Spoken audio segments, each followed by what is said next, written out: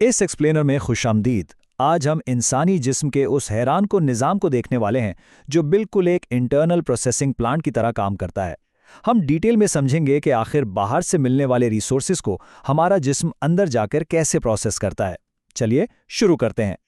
इंसानी जिस्म को एक सर्वाइवल वीडियो गेम की तरह तस्वुर करें, जहां एक कैरेक्टर बहुत बड़ा और कॉम्प्लेक्स आइटम लूट तो लेता है, लेकिन उसे अपने स्टार्ट्स अपग्रेड करने के लिए फौरन इस्तेमाल नहीं कर सकता।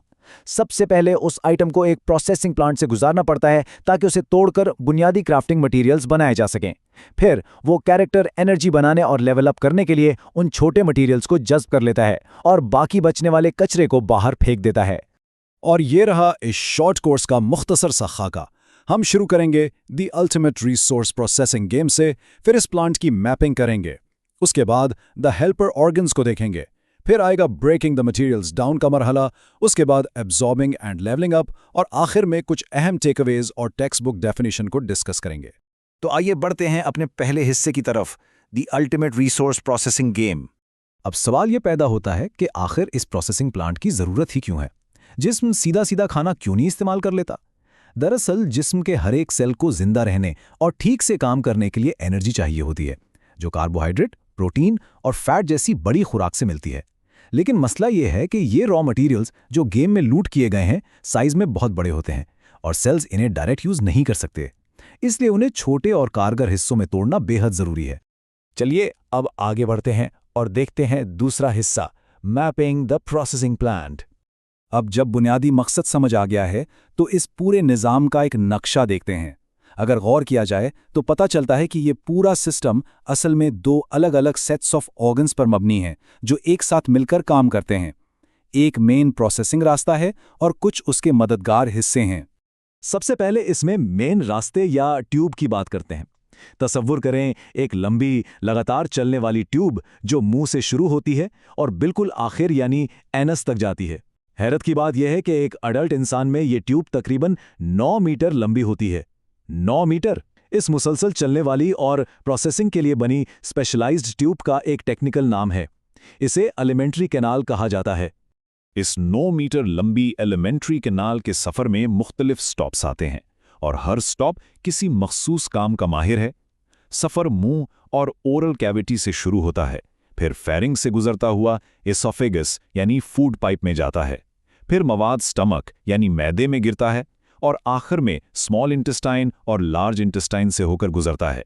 एक मुकम्मल वेल ऑर्गेनाइज्ड रास्ता। अब चलते हैं तीसरे हिस्से की जानिब, दी हेल्पर ऑर्गन्स। मेन ट्यूब के अलावा जिस्म में कुछ ऐसे हिस्से भी हैं जो इस ट्यूब के बाहर मौजूद होते हैं और बाहर से ही मदद फराहम करते हैं, बिल्कुल किसी प्लांट की हेल्पर मशीन्स की तरह जो ज़रूरी केमिकल्स डालती हैं। जिस्म में सेलिवरी ग्लैंड्स, लिवर और पेंक्रियाज ऐसे ही मददगार हैं जो मवाद को तोड़ने के लिए खास फ्लूइड्स निकालते हैं। इन मददगार ऑर्गन्स को टेक्निकल ज़बान में डाइजेस्टिव ग्लैंड्स कहा जाता है। ये फ़र्क समझना वाकई बहुत ज़रूरी है कि इन दोनों में आखिर क्या ताल्लुक है। एक तरफ हमारी एलिमेंट्री कैनाल है जो एक लगातार 9 मीटर की कन्वेयर बेल्ट है जहां से सामान एक्चुअली गुजरता है, और दूसरी तरफ हमारे डाइजेस्टिव ग्लैंड्स हैं जो इस बेल्ट के साइड पर खड़े हेल्पर स्टेशंस हैं। ये स्टेशंस बस अपने केमिकल्स इस बेल्ट पर फेंकते हैं ताकि हजम होने का अमल आसान हो सके। यहां तक नक्शा क्लियर हो गया। अब देखते हैं चौथा हिस्सा, ब्रेकिंग द मटेरियल्स डाउन। अब हम इस प्रोसेसिंग गेम के एक्चुअल स्टेप्स को देखेंगे और हर स्टेप के लिए एक टेक्निकल टर्म सीखेंगे। पहला कदम सबसे सिंपल है, खुराक या रिसोर्सेज को उठाकर ओरल कैविटी यानी मुंह के अंदर ले जाने का जो बुनियादी अमल है, इसे इंजेस्शन कहते हैं। बस समझ लीजिए, प्रोसेसिंग प्लांट में रॉ मटेरियल फीड कर दिया गया।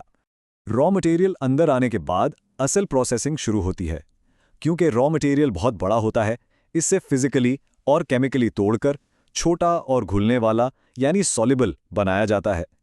इस तोड़फोड़ के काम में एंजाइम्स बहुत मदद करते हैं। बड़े मॉलिक्यूल्स को तोड़कर छोटे सॉल्युबल हिस्सों में तब्दील करने के इस अमल को डाइजेस्शन कहा जाता है। और अब आता है गेम का सबसे मज़ेदार हिस्सा, एब्जॉर्बिंग एंड लेवलिंग अप। अब मटेरियल इतना छोटा और सॉल्युबल हो चुका है कि उसे इस्तेमाल किया जा सके, तो अब इन बारीक हिस्सों को इसमें प्रोसेसिंग ट्यूब से निकालकर खून में शामिल करना होता है, जो जिस्म का ट्रांसपोर्ट सिस्टम है। डाइजेस्टिव ट्यूब से निकलकर खून के अंदर जाने के इस प्रोसेस को एब्जॉर्प्शन कहते हैं। यहाँ गेम का लूट असल में जिस्म के सिस्टम में एंटर हो गया है। खून इन छोटे मॉलिक्यूल्स को हर एक सेल तक लेकर जाता है।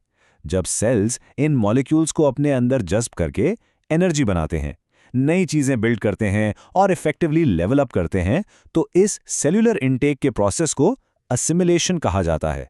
असल में यही वो मेन टारगेट था जिसके लिए इस पूरे प्लांट ने इतनी मेहनत की। लेकिन भाई साहब, कहानी यहाँ ख़त्म नहीं होती। हर प्रोसेसिंग प्लांट में कुछ ना कुछ वेस्ट तो बचता ही है। जो मटेरियल हजम नहीं हो पाता या जो कचरा बच जाता है, उसे जिस्म से बाहर निकालना लाजमी है। इस अनडाइजेस्टेड और फालतू हिस्से को जिस्म से खारिज करने के आखिरी अमल को इजेक्शन कहते हैं। लो जी, गेम का वेस्ट मटेरियल क्लियर हो गया। अगर इन तमाम स्टेप्स को एक साथ देखा जाए तो एक मुकम्मल और स्ट्रिक्ट क्रोनोलॉजिकल ऑर्डर बनता है। पहले इंजेशन से शुरुआत, फिर डाइजेशन में तोड़-फोड़, उसके बाद एब्जॉर्प्शन के जरिए खून में दाखला, फिर एसिमिलेशन से एनर्जी बनना और आखिर में इजेशन के जरिए वेस्ट की सफाई। खुराक के आम निवाले से लेकर सेल्यूलर एनर्जी बनने का सफर इन्हीं 5 स्टेप्स पर मबनी है। अब हम अपने कोर्स के आखिरी हिस्से पर हैं, takeaways and text book definition. इस एक्सप्लेनर को खत्म करने से पहले 3 सबसे अहम बातें जो हमेशा याद रखनी चाहिए वो ये हैं। नंबर 1, फूड मॉलिक्यूल्स शुरू में बहुत बड़े होते हैं और एनर्जी के लिए उन्हें लाजमी छोटे हिस्सों में तोड़ना पड़ता है। नंबर 2, इस पूरे निज़ाम के 2 मेन हिस्से हैं, एक 9 मीटर लंबी एलिमेंट्री कैनाल और दूसरे हेल्पर डाइजेस्टिव ग्लैंड्स। और नंबर 3, ये पूरा प्रोसेस 5 स्ट्रिक्ट फेजेस में होता है, अंदर लेना, तोड़ना, जज्ब करना, इस्तेमाल करना और आखिर में कचरा बाहर निकालना। और अब बात करते हैं उस एग्जैक्ट टेक्स्ट बुक डेफिनेशन की जो सोर्सेस से ली गई है और किसी भी एग्जाम में काम आएगी। वो कहती है, the organs which take part in the process of digestion make the digestive system. बस इतनी सी बात है। लेकिन जरा सोचिए, ये इंटरनल प्रोसेसिंग गेम जो हर वक्त बिना किसी आवाज के हमारे अंदर चल रही है, कितनी बेहतरीन और हाईली एफिशिएंट है ना? ये वाकई किसी मौजज़े से कम नहीं।